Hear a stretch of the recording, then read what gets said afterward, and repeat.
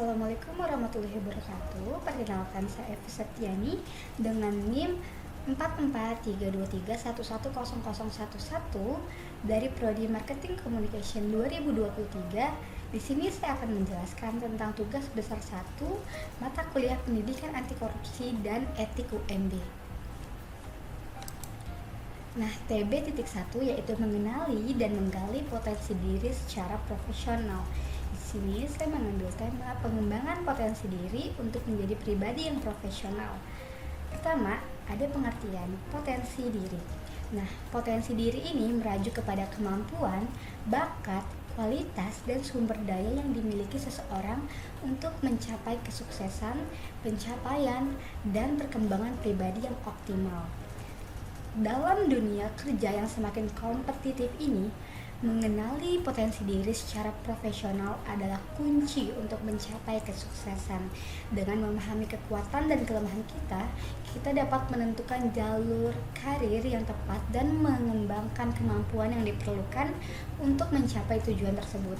Selain itu, dengan mengenali potensi diri, kita juga dapat meningkatkan rasa percaya diri dan mengatasi tantangan yang muncul dalam lingkungan kerja, sehingga tidak hanya membantu untuk mencapai tujuan karir, namun juga dapat menjalani kehidupan sehari-hari dengan lebih baik. Berikut adalah faktor yang mencangkup potensi diri. Yang pertama ada kemampuan. Nah, kemampuan ini adalah keterampilan, pengetahuan, dan bakat yang dimiliki seseorang di berbagai bidang. Yang kedua, ada hasrat dan minat. Nah, hasrat dan minat ini adalah apa yang Anda nikmati dan pedulikan dalam hidup.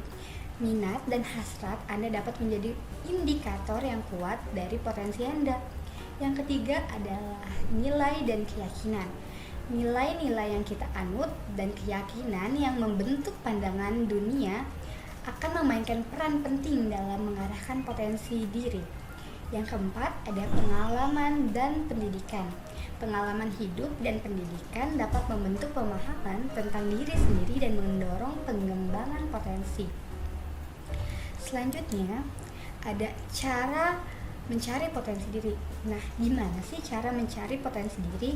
Yang pertama, dengan refleksi diri.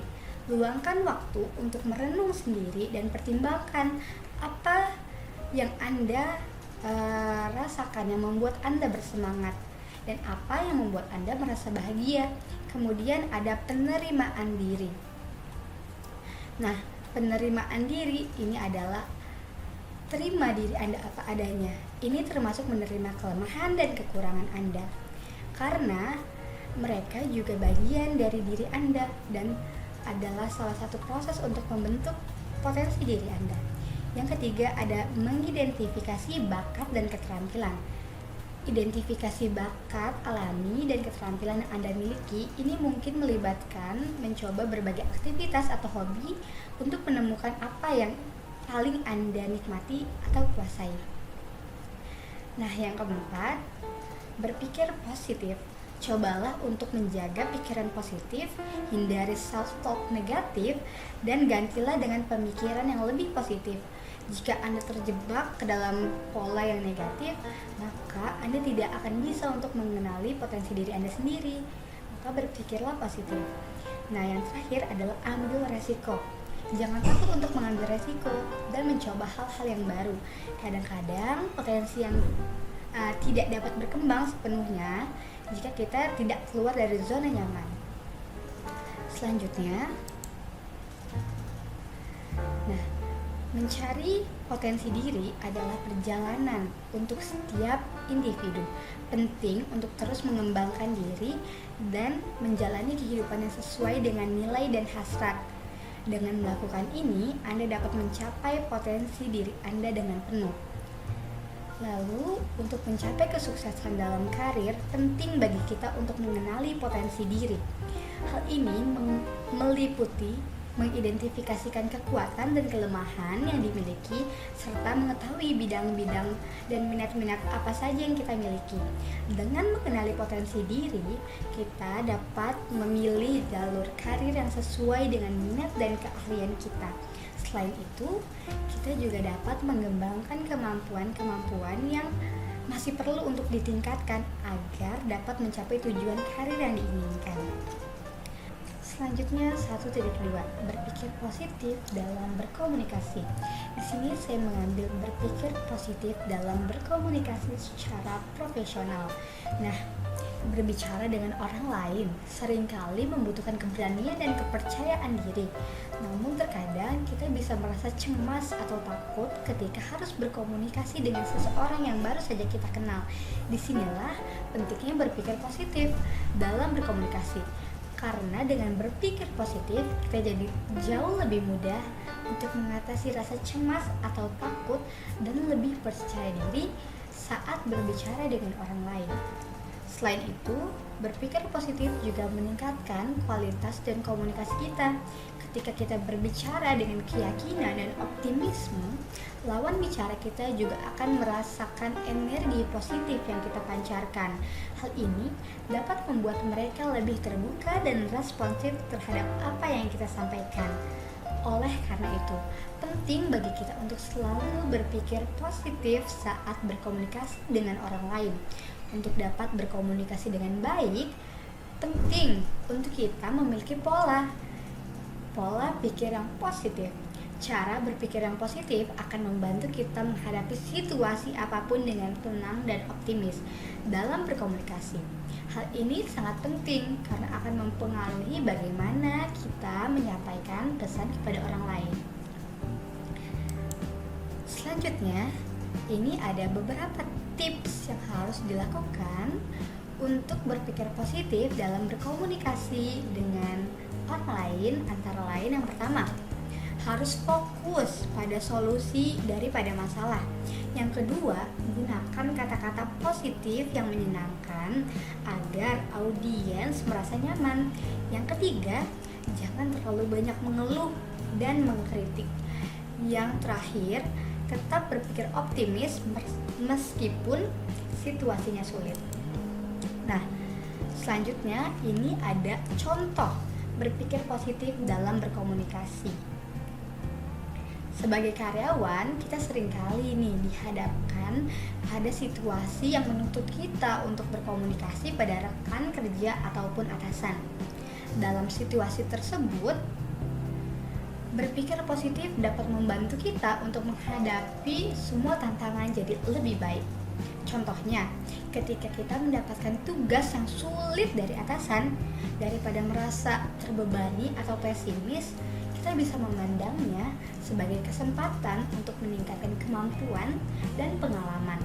Hal ini dapat membuat kita jauh lebih termotivasi dan bersemangat dalam menyelesaikan tugas tersebut. Lalu selanjutnya ada TB 1.3 tentang kepemimpinan yang berdisiplin waktu dengan bagaimana mempengaruhi staf. Oke, mengapa sih kepemimpinan yang berdisiplin waktu itu penting? Kepemimpinan yang berdisiplin waktu itu penting karena kepemimpinan yang berdisiplin waktu merupakan kunci sukses dalam mencapai target kerja. Dengan disiplin waktu, pemimpin dapat memberikan contoh teladan kepada staf untuk lebih produktif dan efisien dalam bekerja. Hal ini juga dapat membantu meningkatkan kepercayaan diri dan motivasi staf untuk menyelesaikan tugas tepat waktu. Selain itu, kepemimpinan yang berdisiplin waktu juga membangun budaya kerja yang positif dan meningkatkan kinerja tim secara keseluruhan. Staf akan merasa dihargai dan diberi arahan yang jelas sehingga mereka dapat bekerja lebih fokus dan terorganisir. Kepemimpinan yang berdisiplin waktu adalah kunci untuk meningkatkan produktivitas dan efektivitas tim. Seorang pemimpin harus mampu mengatur waktu dengan baik agar dapat memanfaatkan waktu secara optimal untuk menyelesaikan semua tugas. Hal ini tentu akan berdampak positif pada kinerja tim keseluruhan. Nah, selanjutnya, mengapa staf perlu dipengaruhi? Alasannya karena staf adalah salah satu aset paling berharga bagi organisasi. Kinerja dan produktivitas mereka sangat menentukan keberhasilan organisasi tersebut. Oleh karena itu, sangat penting untuk mempengaruhi staf agar dapat mencapai tujuan bersama. Kepemimpinan yang berdisiplin waktu dapat membantu dalam hal ini. Dengan memiliki jadwal yang teratur dan memprioritaskan tugas-tugas yang penting, seorang pemimpin dapat memberikan contoh yang baik bagi para stafnya dan dapat memotivasi mereka untuk mengikuti pola perilaku yang sama. Hal ini dapat meningkatkan efisiensi dan efektivitas kerja sehingga staf dapat lebih produktif dan berkualitas. Yang terakhir, ada TB 1.4, yaitu kearifan lokal dan memperkokoh karakter bangsa. Yang pertama, apa sih kearifan lokal itu? Nah, kearifan lokal adalah suatu nilai atau norma yang berasal dari budaya setempat. Hal ini mencakup berbagai aspek kehidupan seperti cara berpakaian, bahasa, seni, musik, dan sebagainya. Kearifan lokal sangat penting untuk dilestarikan karena dapat memperkuat identitas bangsa dan menjaga keberagaman budaya di Indonesia. Dalam kehidupan sehari-hari, kita dapat menerapkan kearifan lokal dengan cara menggunakan bahasa, mengenakan pakaian daerah, dan memasak makanan khas daerah. Selain itu, dengan mempelajari kearifan lokal, kita dapat memahami lebih dalam tentang sejarah dan budaya di tempat tinggal kita. Nah, kearifan lokal, kekuatan karakter bangsa. Kearifan lokal adalah warisan budaya yang telah diwariskan dari generasi ke generasi dan masih relevan sampai dengan sekarang. Hal ini dapat menjadi faktor yang penting dalam memperkokoh karakter bangsa. Dengan menerapkan kearifan lokal, kita dapat memperkuat nilai-nilai positif seperti gotong royong, menghargai sesama, menjunjung tinggi adat istiadat.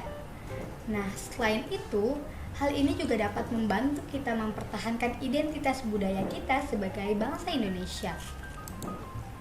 Berikut adalah contoh kearifan lokal dalam kehidupan sehari-hari. Salah satu contoh kearifan lokal yang sudah diterapkan dalam kehidupan sehari-hari, salah satunya adalah gotong royong. Nah, gotong royong ini merupakan suatu konsep di mana masyarakat saling membantu untuk mencapai tujuan bersama. Hal ini dapat dilihat dalam berbagai kegiatan seperti membersihkan lingkungan, membangun jembatan, atau merenovasi rumah ibadah. Dengan menerapkan gotong royong, masyarakat dapat memperkokoh hubungan sosial dan membangun rasa solidaritas yang kuat. Selain gotong royong, masih banyak lagi contoh kearifan lokal yang dapat diterapkan dalam kehidupan sehari-hari. Misalnya, adat istiadat masyarakat yang mengajarkan nilai-nilai moral seperti sopan santun, saling menghargai satu sama lain, dan menghormati budaya. Hal ini juga dapat membantu memperkokoh karakter bangsa dengan menciptakan masyarakat yang lebih baik dan harmonis. Kemudian, ada mengapa kearifan lokal itu penting untuk dilestarikan. Nah, kearifan lokal merupakan warisan budaya yang menjadi ciri khas suatu daerah. Namun tidak hanya itu, kearifan lokal juga memiliki nilai penting dalam memperkuat karakter bangsa. Dengan mengaplikasikan kearifan lokal dalam kehidupan sehari-hari, kita dapat belajar untuk lebih menghargai dan menjaga lingkungan, serta menjalin hubungan yang harmonis dengan sesama. Kearifan lokal bukanlah sekedar warisan budaya yang harus dijaga, namun juga merupakan pilar penting dalam memperkokoh karakter bangsa. Dalam kehidupan sehari-hari, kita dapat menerapkan kearifan lokal dengan cara menjaga nilai-nilai luhur seperti gotong royong, toleransi, dan kebersamaan. melalui penerapan kearifan lokal, kita dapat membangun karakter bangsa Indonesia yang kuat dan berdaya saing tinggi. Oleh karena itu, marilah kita jaga dan terapkan kearifan lokal dalam kehidupan sehari-hari sebagai bentuk kontribusi kita untuk memperkuat karakter bangsa. Saya kira cukup sampai di sini, kurang lebihnya mohon maaf. Saya akhiri. Wabillahi taufiq wal hidayah. Wassalamualaikum warahmatullahi wabarakatuh.